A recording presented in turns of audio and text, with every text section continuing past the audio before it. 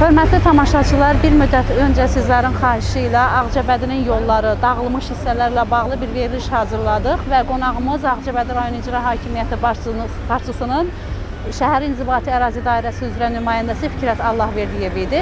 Söhbətimiz zamanı bildirilmişdi ki, yolların düzəlməsi gözlənilir, amma dəqiq vaxt deyilməmişdi.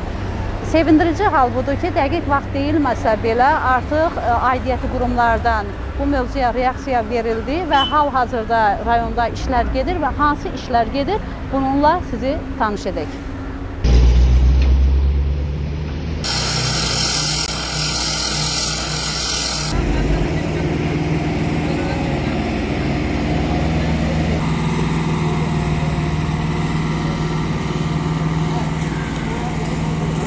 Salam, hər vaxt xeyir olsun.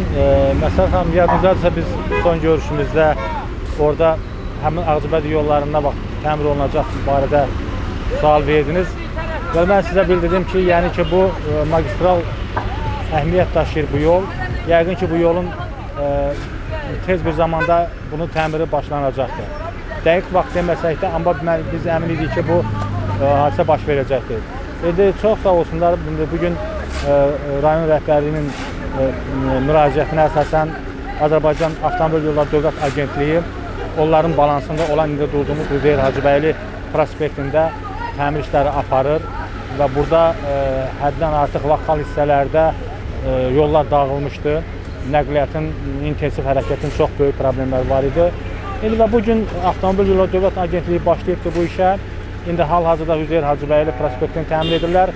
Sonra isə magistral əhəmiyyət daşıyan Heydər Əliyev prospekti də nəzərdə tutulubdur və bu işlər davam edəcəkdir.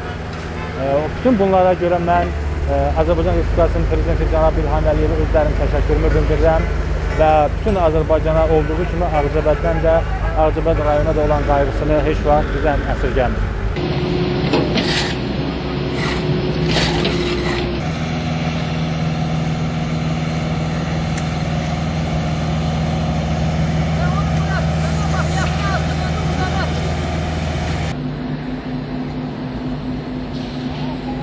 Bəli, sakinlərin müraciətinə verilən bu çevik reaksiya növbəti problemlərin də həllini tapacağına inamı artırır.